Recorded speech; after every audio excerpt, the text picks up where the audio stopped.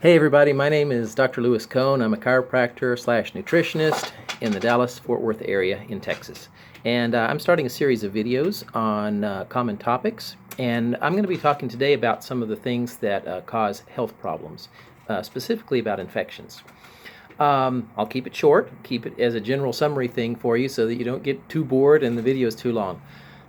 Generally, when people think of an infection, most people go towards one type of infection. You might guess what type it is: bacteria. Bacteria, in my opinion, are the most quick to kill you type of infection that people have. And also, the good thing about that is the medical profession is really, really great at testing for and identifying bacterial infections.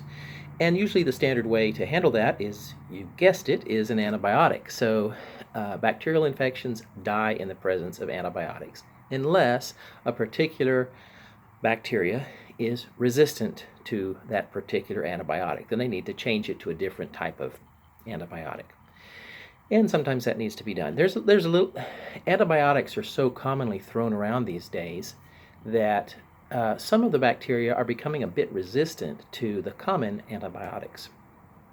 And that can be a problem. You need to switch to a more expensive one or more rare. If some bacteria just start becoming resistant to too many, then you're going to have like a bacteria that's pretty tough to kill. That can be a problem. A ray of hope for the bacterial front is there is something that is used so rarely that bacteria really don't know how to handle it because they don't have an exposure to it enough. And that is some of the herbs, some of the plant oils, some of the things that they don't, since it's not in the general population enough, in my opinion, they haven't become used to it. They don't even know what that is. So when it hits them, it's often effective on something that's even antibiotic resistant because it's not herb resistant. It's like, well, what's that herb? I've never, as it's dying off, never heard of that herb before, and it dies off. So there are some herbs out there that are quite good at killing certain bacterial strains. Now, on to the next category of infection. We talked just a touch about bacteria. There's another type of infection. You might think of it already. The type of infection that I'm thinking of is virus. So viruses are another category of things that can cause problems. Most people think of virus and they think of a cold or flu, and you're right. There's other types of virus. A lot of flu variations going around: the bird flu, the swine flu. AIDS, I believe, is a viral-based infection. There's other serious kind of viral infections, but the most common ones are some type of stomach virus, or different more low-grade viruses that cause troubles. The thing about viruses, they're kind of tricky to kill because they're not actually, I guess, technically alive. They do have the ability to get into our cells, kind of hijack the cell that it gets into and force the cell to make more viruses, but it doesn't really have a metabolism per se, so it's kind of hard to poison a virus. But nature is pretty clever. We're still here. Viruses are still here. We have immune systems that can fight off viruses. And there are certain things that tend to cause viruses to slow down, die off, and what have you. It's important to remember when you're thinking of a virus is a completely different thing than a bacteria. So if you have a virus, antibiotics don't work on viruses at all. So you can take a bunch of antibiotics, it's going to kill off bacteria in your body, and it's going to leave all the viruses just fine. And so it's not really a fix. The best thing for viral problems, in my opinion, is things that really strengthen our immune system. Our immune system is amazing at cleaning out viruses, given that it has the ammunition and the strength to go fight it.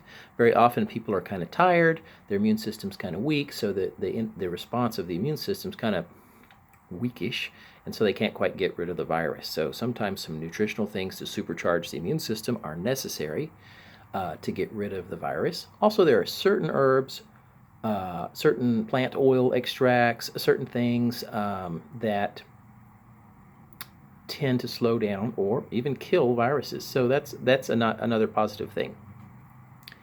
I wanted to jump to the last two categories of infections. because people think of bacteria so much, and the medical profession does also, and viruses so much, and the medical profession does also, those things are usually tested for and able to be identified pretty well. The next two categories of infections are not. First one I'll talk about is yeast infections. Now, I throw around the word yeast kind of in an umbrella term. Mold, yeast, fungus, kind of I use it as this umbrella description of things that are in that common group. These things can range from black mold to candida to hundreds of strains of various cousins to candida and cousins to black mold and various things that can live in the human body. This type of infection is not tested for very much in the medical profession, unfortunately, and it's pretty common. So this thing is generally has an affinity for living in the stomach. Sometimes particular fungal infections can get into the sinuses above the eyes, below the eyes, and the sinuses in our skull, and they can live in the intestines pretty well. Men can get yeast infections.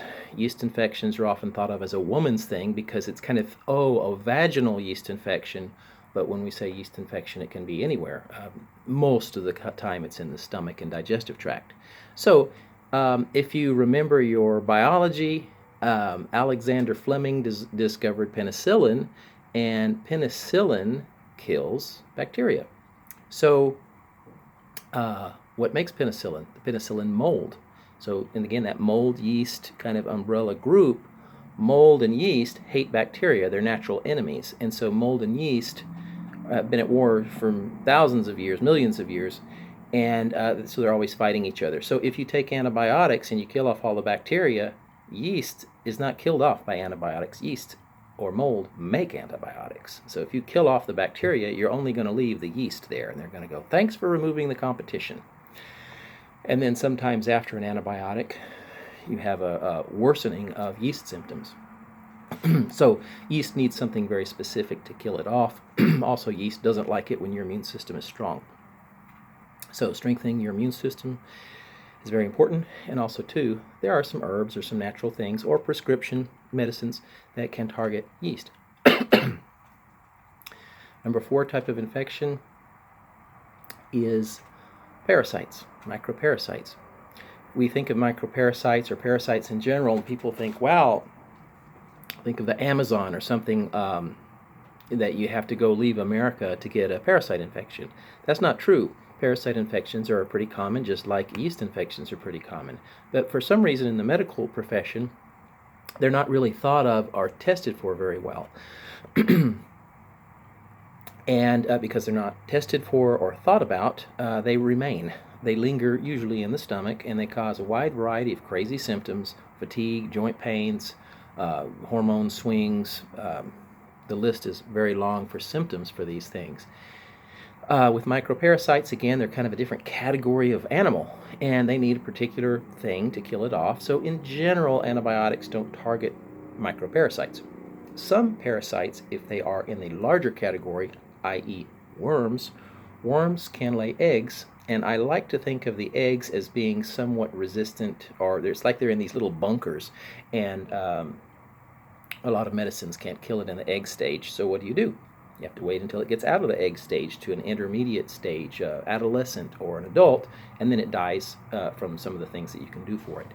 So getting rid of the parasites is totally doable, and it just requires a particular medicine, prescription or not, and you can get rid of those things. The larger worms take a little bit longer because you have to kill them off, and then you have to wait for the eggs to hatch, and then you can kill them.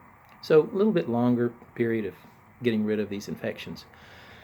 And those are the 4 different types of infections that I wanted to talk about: bacteria, virus, yeast, microparasites. These last 2 seem to be pretty common in chronic health problems. Anytime that you were going along fine, years and years of doing okay, and then there was some tipping point where I'm not doing good now, something kind of crashed, very frequently at that tipping point, there is a low-grade infection that decided to have a party in your body, and it's still there. So those things need to be tested for, and then once you identify it, then you can eliminate it. So just wanted to talk on that topic for just a minute.